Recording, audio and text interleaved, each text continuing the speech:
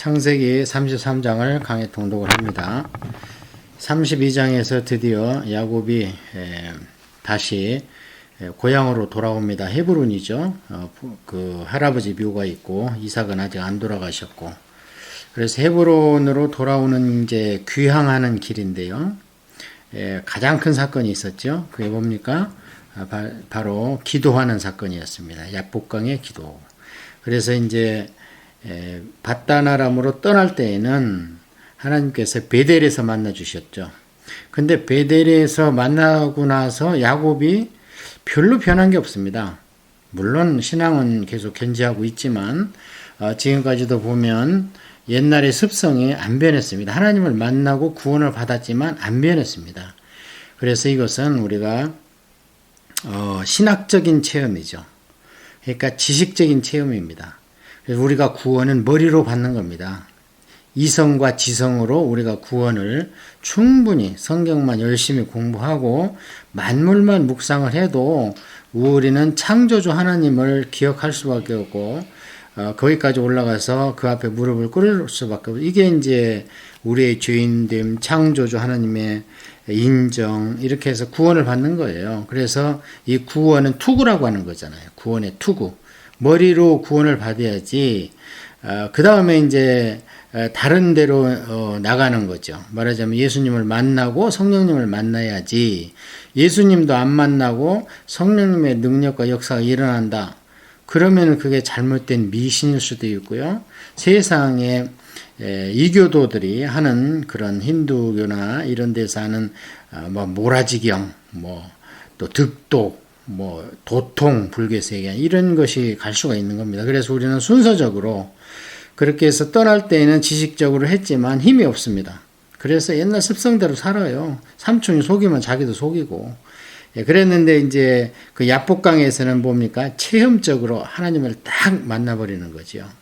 그래서 이 체험적은 오늘날로 얘기하면은 성령 충만입니다. 이렇게 해야 이제 변화가 되는 거예요. 본인이 담대해지고 이제 본인의 그런 술수나 형의 뒤꿈치를 붙잡고 늘어지는 그런 야곱이 아닌 거지요. 그런 큰 맥락을 봐야 이 빠져나올 때와 돌아갈 때 그 신앙적인 단계를 우리가 오늘날 적용을 할 수 있는 겁니다. 왜 이렇게 말씀드리냐면 33장에서 우리가 상상할 수 없는 야곱의 담대함이 나옵니다. 그럼 그 근거가 뭐냐? 야복강의 기도, 하나님의 군대, 하나님과의 만남, 그런 게 있는 거죠. 에사도 이제 더럽지 않습니다. 에사도, 형도. 야곱의 눈을 들어보니 에사가 400명의 장정을 거느리고 오고 있는지라 그의 자식들을 나누어 레아와 라헬과 두 여종에게 맡기고, 33장의 소제목은 야곱과 에서의 20년 만의 해후입니다. 상봉이죠. 그래서 야곱과 에서의 상봉, 20년 만에 이상가족이 만난 거죠. 그래서 이제 세 대로 나눈 것은 똑같습니다. 레아는 이제 레아가 몸에서 난 자식들을 아마 맡겼을 것이고, 라헬은 라헬의 자식이라고는 지금 아직 베냐민은 안 나왔기 때문에 이제 요셉, 그리고 야곱 자기가 이제 라헬과 함께 있는 걸로 32장까지는 그렇게 나왔습니다. 그 다음에 이제 두 여종들도 각각 자기 몸에서 난 자식들. 왜냐면 엄마만큼 자식을 물불 안 가리고 돌보는 분이 없잖아요. 그래서 여자는 약하지만 엄마는 누구보다 더 강한 거 아닙니까? 이렇게 세 대로 나눈 거는 이제 32장하고 똑같습니다. 여종들과 그의 자식들을 앞에 두고 레아와 그의 자식들을 다음에 두고 라헬과 요셉은 뒤에 두고, 똑같이 여기까지는 3대로 나눴습니다. 왜냐하면 이제 그래도 담대함은 있지만 에서가 이런 물리적인 힘으로 나오면은 종족은 이제 번식을 해야 되고 남겨둬야 되니까 그렇게 세 대로 나눈 것은 똑같습니다. 그런데 이제 3절에 거기에 세 대로 나눈 뒤에 에서를 대하는 야곱이 완전히 태도가 돌변하는데요.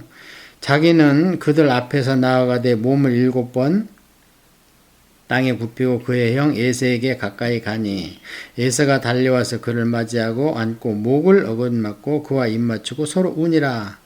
여기 이제 굉장히 우리 일생생활의 신앙과 관계되는 중요한 주제가 있는데요.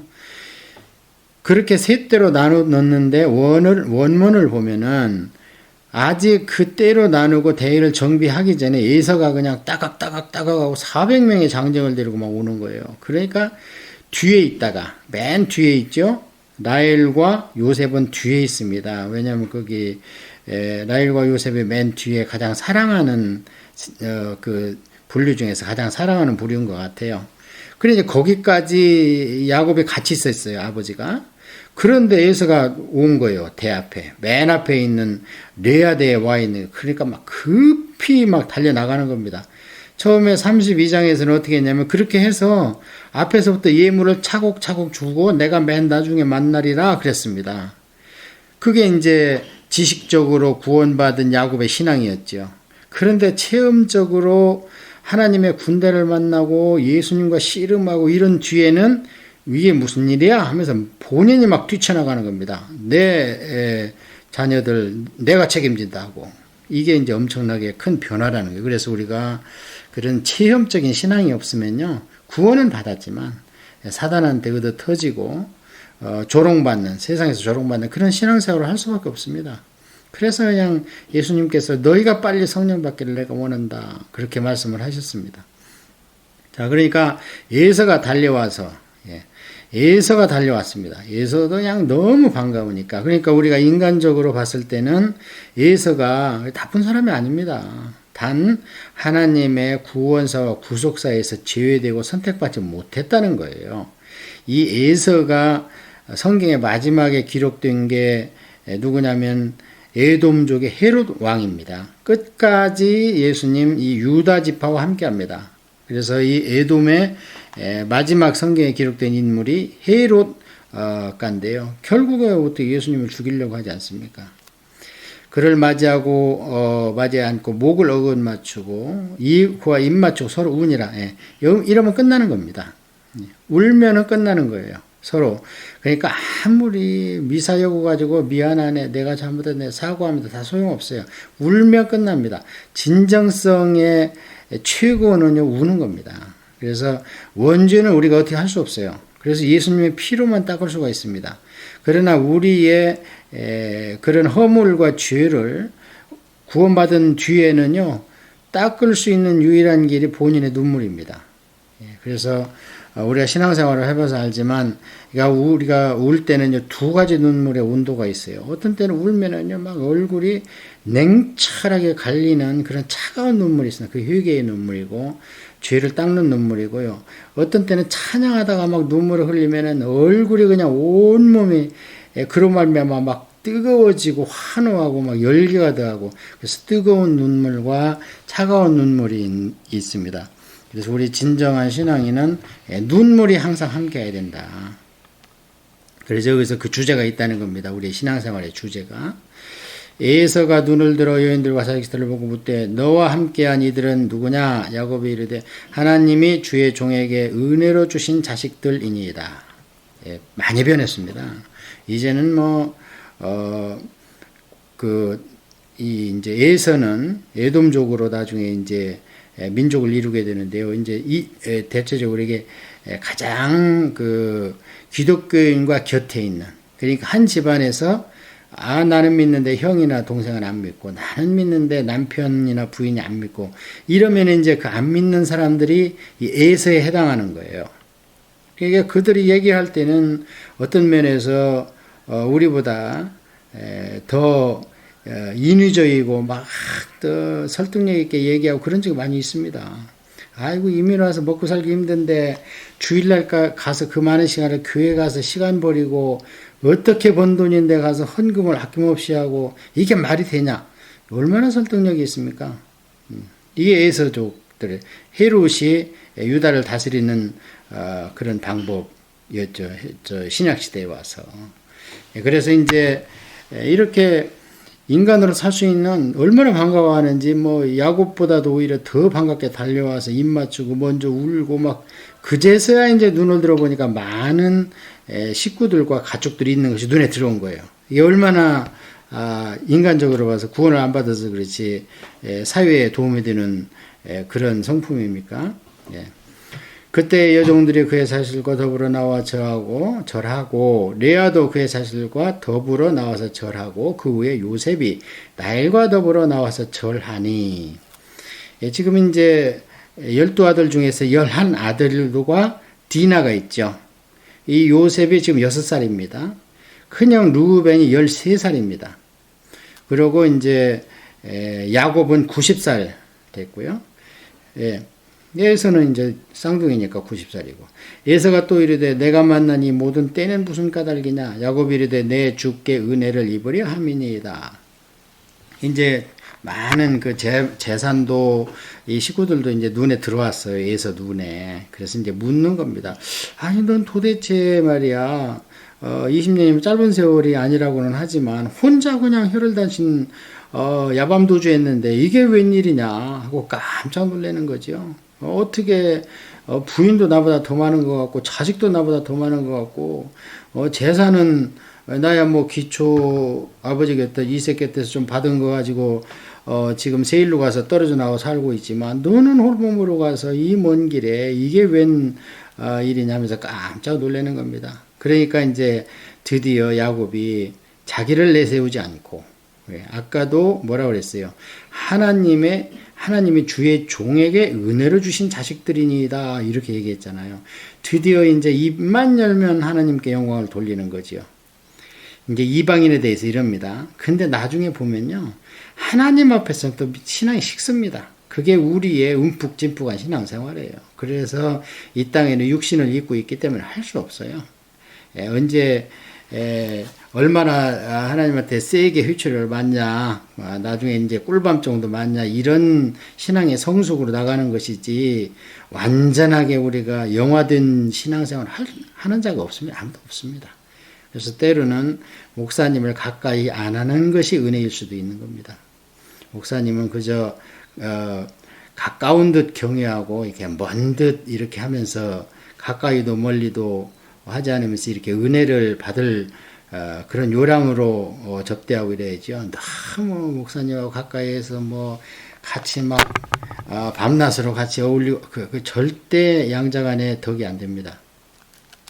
자, 에서가 이르되 내 동생아 내게 있는 것이 족하니 내 소유는 내게 두라.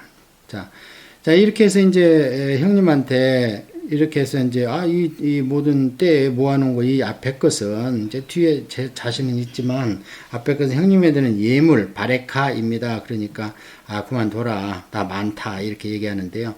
이게 잘못하면 오해할 수 있는 거잖아요. 우리가 앞에서 공부 쭉 했지만 이삭이나 아브라함이 다른 사람과 화친할 때는 꼭 예물을 주고 그 예물을 받아야 나중에 이게 깨지지 않습니다. 예물을 받지 않으면 이 계획에 나는 동의할 수 없다.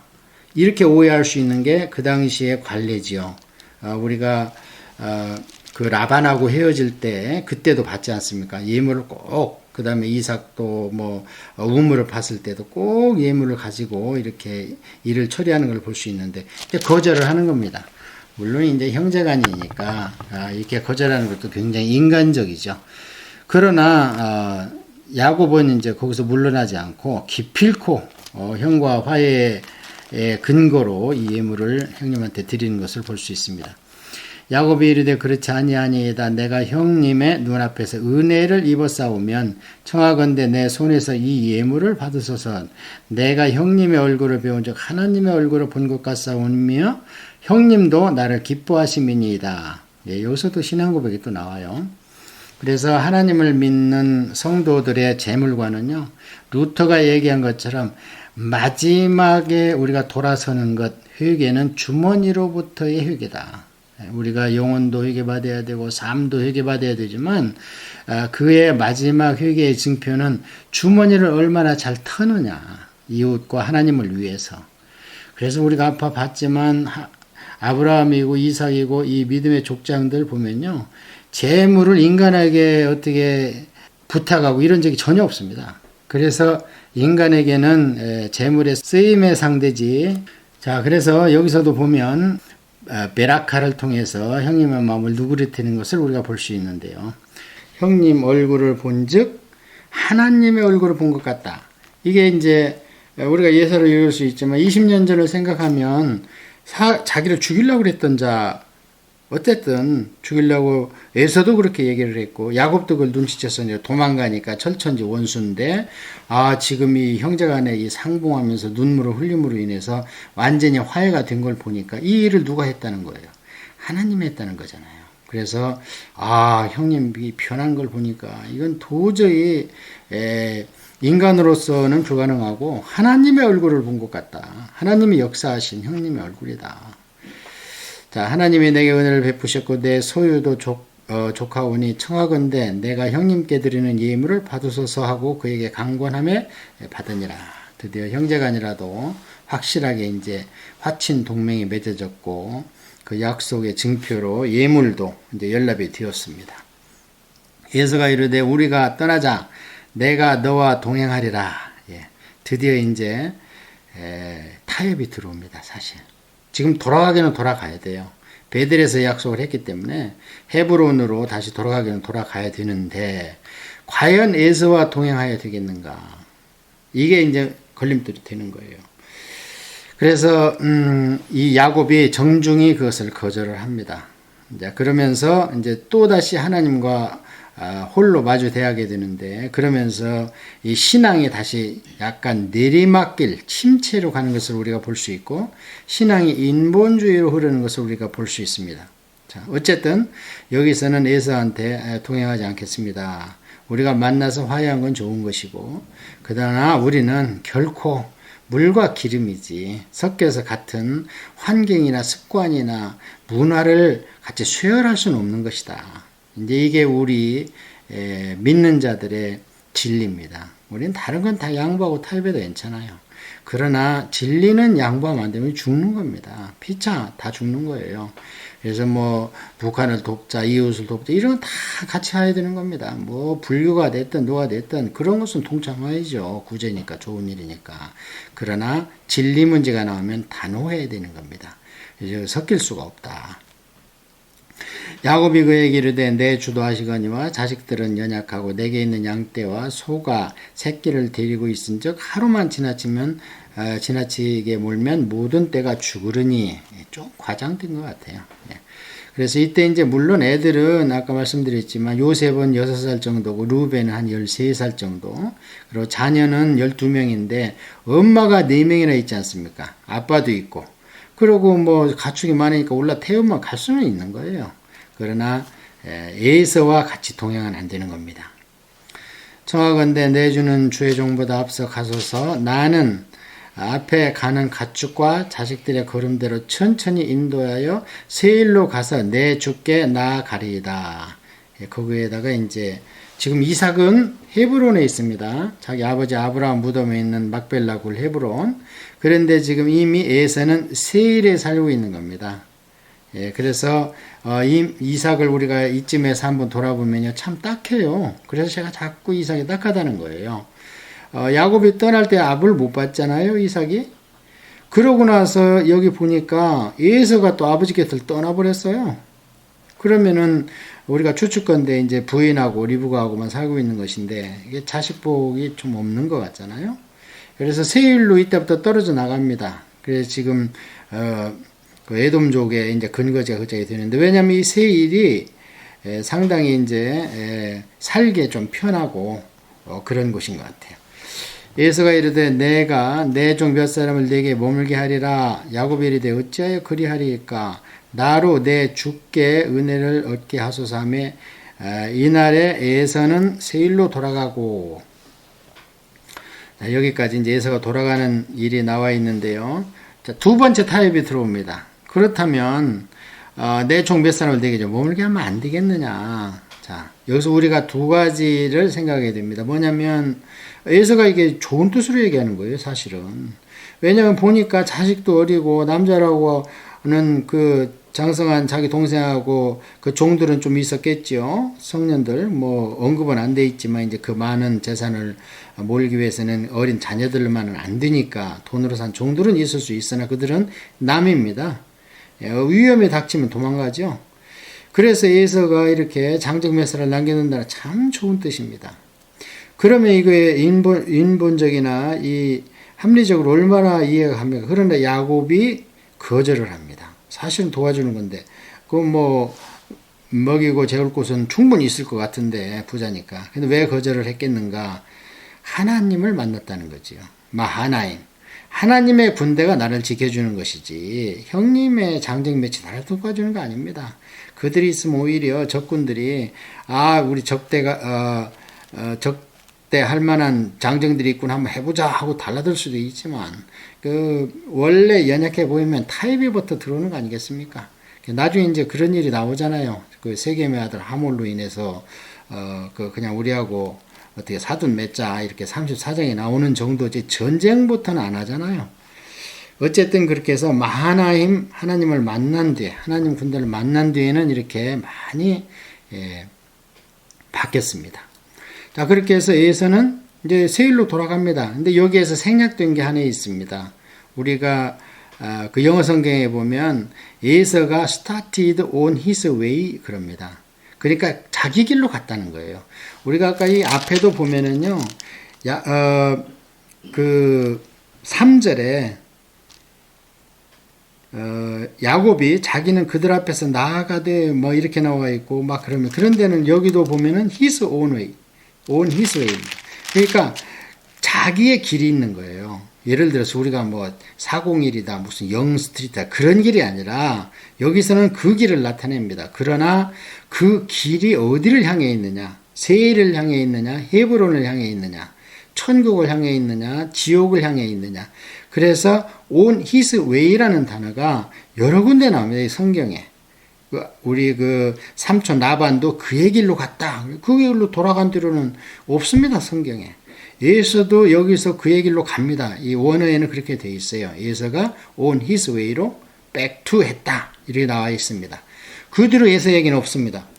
이제 나중에 이제 35장에 가면은 아버지 돌아가셨을 때 헤브론에서 야곱과 만나서 아버지 장사 치른 얘기 한 절만 나오는 거죠. 뭐 족보할 때는 좀 나오고, 그러나 그의 행적은 여기서 끝나는 겁니다. 그의 길로 가버렸어요. 우리가 이게 참 대단히 중요한 겁니다. 우리가 어떤 길로 가고 있느냐. 자, 그래서 이제 그렇게 돌아갔고, 그러면 이제 어떻게 됐어요? 야곱은 혼자 족장으로서 하나님 앞에 이제 독대를 하고 있는 겁니다. 이때가 중요한데, 이때 이제 믿음 없는 믿음의 침체기를 맞이함으로 큰 일을 당하죠. 딸이 강간을 당하는 34장에 그 시대적 배경에 세팅되는 것이 이 앞에 이제 뒤로 남아있는 한 서너 절 되는데요. 야곱은 숫곳에서 이르러 자기를 위하여 집을 짓고 그의 가축을 위하여 우리간을 지었으므로 그 땅 이름을 숫곳이라 부르더라. 이제 숫곳이 우리간이라는 뜻이에요. 말하자면 소 외양간이나 뭐 이런 우리라는 뜻입니다. 그래서 여기 이제 숫곳이라고 이름을 아마 이 야곱 때 이후로 붙인 것 같은데요. 자, 여기 보면 혼자 독대를 하고 나니까요, 자기를 위하여 집을 짓고, 이 집은 원어로 보면 장막이 아니고 진짜 집입니다. 그러니까 뭐 여기서 장기간 살아야겠다는 거예요. 이제 형하고 화해도 됐고, 자식들은 어리고, 삼촌 라반하고도 위협에서 멀어졌고, 여기 보니까 세겜 성에는 양이나 이런 가축을 키울 만한 목초지도 많고, 이제 그러니까 거기에 이제 세겜 왕국이 건설돼서 그 아들 이름이 하몰 왕자 아닙니까? 나중에 딥나를 건드리는. 그래서 이제 평안하다 이거예요. 근데 뭡니까 지금? 하나님하고 베델에서 약속하기로는 뭐라 그랬어요? 돌아오겠다. 거기에서 기름을 붓고 제단을 쌓겠다. 그리고 나중에 이제 헤브론으로 가겠다. 이렇게 해서 하나님 이렇게 제단을 쌓아야 되는데, 느닷없이 여기 가나안 족속이 있는 땅에다가 아주 이름까지 숫곳이라 짓고, 거기에다가 이제 소, 양, 가축의 우리간을 지었습니다. 자기를 위해서는 집을 짓고, 가축에 위해서는 우리간을 지었고, 근데 딱 하나 빠진 게 있어요. 하나님을 위하여 제단을 짓지 않았습니다. 이게 이제 하나님과 홀로 있을 때의 신앙이 침체됐다는 거예요. 그래서 우리가 교회에도 또 성도 간에도 교제가 필요한 겁니다. 서로를 격려하고 이러기 위해서. 야곱이 밧단 아람에서부터 평안히 가나안 땅 세겜 성읍에 이르러 그 성읍 앞에 장막을 치고, 이 장막이 그 텐트 그게 아니고 아까 얘기했지만 원어로 보면은 기둥이 있고 지붕이 있는 집을 졌다 이런 뜻이 되겠습니다.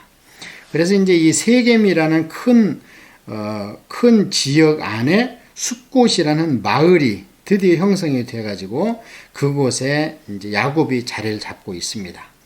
여기서 상당 기간 있은 것 같아요. 왜냐하면 지금 딥나가 고작 해봐야 6살, 7살 됐는데 나중에 이제 그 세겜의 왕자 하몰이 부끄러운 짓을 하는 걸 보니까 어느 정도 성숙해서 나이가 있는 것 같지 않습니까? 그러니까 몇 년 동안 여기서 되게 있는 거예요, 그렇게. 그래서 하나님을 위하라는 단어가 빠져버렸습니다. 그의 장막을 친 밭을 세겜의 아버지 하몰의 아들들의 손에서 100크시타에 샀으며 이제 뭐 양 100마리 값 정도 주고 샀다는 겁니다. 드디어 이제 땅은 샀습니다. 그래서 이제 두 번째 족장들 가운데에서 명문화되게 이제 땅을 아버지도 샀고 뭐 이삭도 샀고 했지만 이제 샀다 이렇게 하는 것은 드디어 땅을 일부는 소유했지만 이것은 이제 자기가 가질 수 없는 땅입니다. 왜냐하면 하나님하고 약속한 곳이 아니잖아요.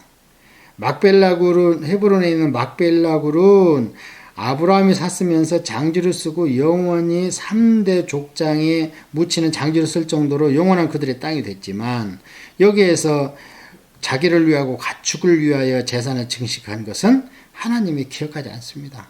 그래서 여기서 강제적으로 이제 떠나게 됩니다, 나중에. 그런데 이 신앙 고백을 한번 보세요. 거기에 제단을 쌓고 그 이름을 에렐로헤 이스라엘이라 불렀더라. 그러니까 이제 이스라엘이면 자기 이름이잖아요.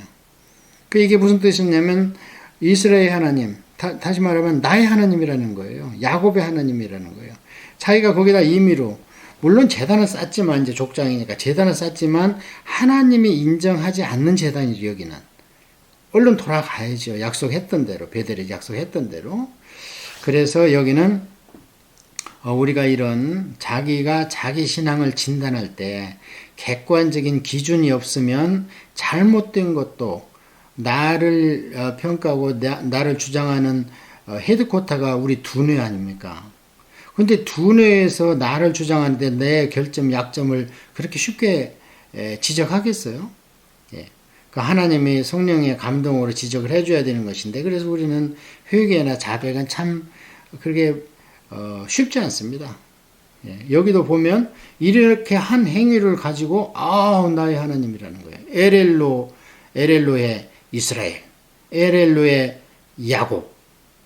이거 이스라엘이 야곱 아닙니까? 하나님 바꿔준 이름이.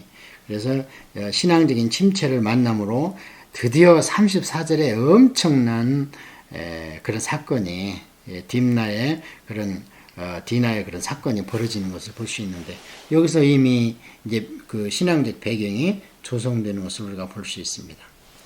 자, 그래서 우리 33장 중에서는 짧지만 우리 성도의 삶이라든지 또 우리 성도의 개인적인 영성의 관리라든지 이런 문제에서 상당한 교훈이 있지 않은가 그렇게 생각을 합니다.